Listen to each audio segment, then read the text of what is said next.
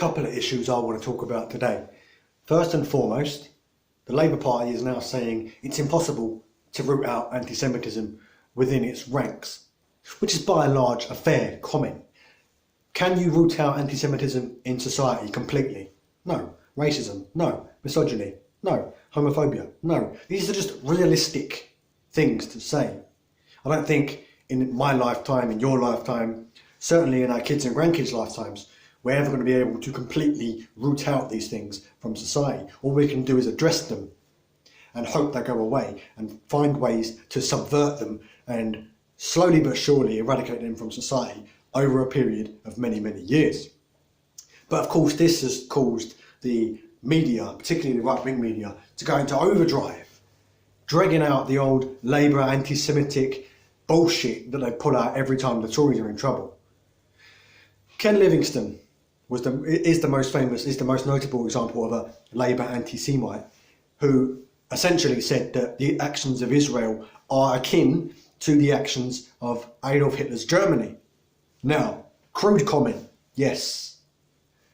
Sensitive comment, yes. Anti-Semitic comment? No. An anti-Semitic comment is saying something like fuck the Jews, or the Jews all have big noses, or the Jews are all greedy, or the Jews control all the media, or the Jews rule the world. That is anti-Semitism.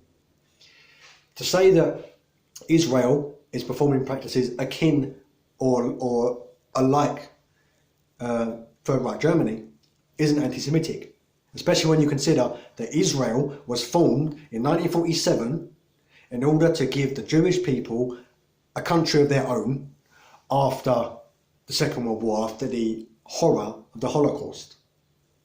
That is historical fact. Go and look at the Balfour Declaration and how Israel actually came into existence. That is fact. So to say that what they're doing now is akin to Nazi Germany isn't anti-Semitic. It's likening what they're doing now to what the Jewish people suffered in the Holocaust and the reason that they established the country in the first place. It is criticising a country. So to criticise Israel is no more anti-Semitic than it is Islamophobic to criticise Saudi Arabia or Iran. So if you're criticising a country, you're not criticising a people. So he was suspended after the uproar, outrage about his comments. Now, every single member of Labour, as far as I'm aware, that has expressed explicitly anti-Semitic comments, if there are any, have been expelled or suspended. Jeremy Corbyn has said anti-Semitism has no place in his party. No place whatsoever. Basically said, if you're anti-Semitic, fuck off, we don't want you. That is what he said. What is it going to take for people to realise that Labour, under Corbyn's leadership, is not fundamentally anti-Semitic? It will have anti-Semites, sure. Every party is going to have anti-Semites. The Tories, Green, UKIP, whatever. They're all going to have anti-Semitic people within their ranks because anybody can join a political party. Anybody. I can go and join Labour tomorrow if I wanted. I won't, because I believe that if and when Corbyn goes, that party may very well fall into Blairism again. But that's a whole other video. The Labour Party, the Chakrabarti inquiry, which was held within the Labour Party in order to determine how anti-Semitic and how much of a problem they had on their hands, ruled that there is no significant anti-Semitism problem within Labour. There is occasionally a toxic atmosphere. That was the ruling. No larger problem than any other party. That was the ruling. And yet we're still seeing this hyperbole, this bullshit that is sprouted every time the Tories are in trouble. They roll out, look how anti-Semitic Labour is. Let me explain to you why this is.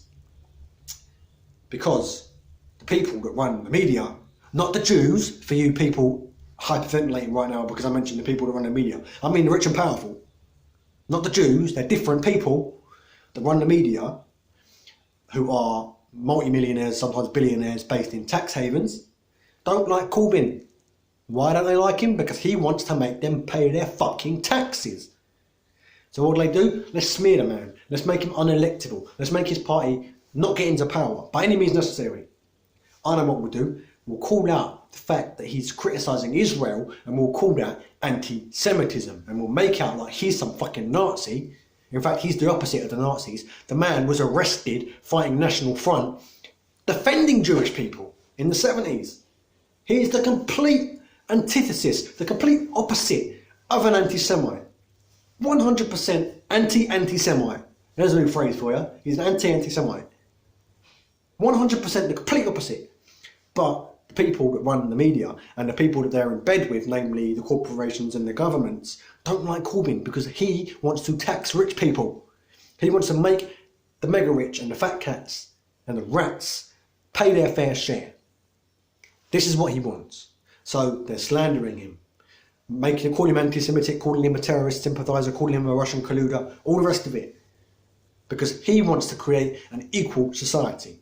Now, Jeremy Corbyn has his faults. He's not perfect. But this media bollocks is just there designed to smear the man and make him look like things he is not. I promise you, hand on my heart, right?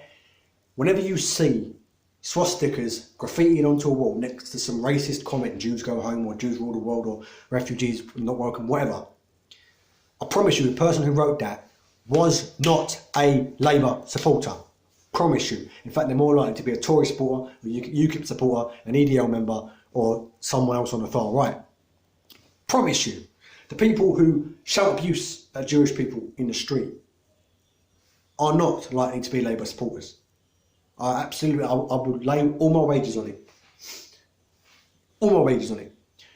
But second issue I wanted to talk about today was Liam Neeson, because he did a video where he said that someone close to him, female, was raped by a black man, and that he found himself in the streets with a kosh waiting for, and I quote, some black bastard to come along so he could kill him. And this has caused a bit of a debate in the media. Now, personally, I want to commend Mr. Neeson for coming out and admitting this is what he felt at the time. Because in order to get into racism and understand it and how it works and how we can prevent it, we need to talk to the people who have experienced it. Not only the victims. Of course, the victims are important, and what they have to say and their stories are very important. But the people who have previously perpetuated it as well. We need to hear their side, we need to hear the victim side as well, so we can figure out exactly what causes racism, why it comes about. So for Liam Neeson to say this, now you could say that it's because he's got a movie coming out, it's just publicity, etc. That may be true, but the overlying issue, the overlying debate is all about what do we do with people who have expressed racism in the past? What do we do with people who come out and say, I used to be a racist? Well, we need to listen to them.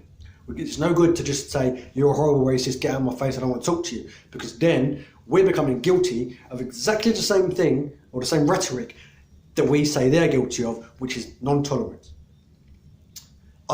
One of my favourite films of all time, American History X, deals with exactly this issue. What happens when a racist becomes non-racist?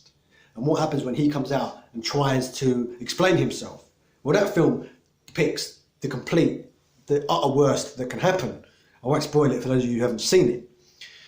But that, I think, is very important. It delivers a very, very important message. We need to listen to the people who have lived racism, not just the victims, also the people that perpetuated it. Now, I'm in no way defending what Liam Neeson did or planned to do back then. But his bravery and his willingness to discuss it when he knew that this could affect him was very, very commendable. That's all I had to say on the subject. That was it. Thanks for watching. I'll see you next time.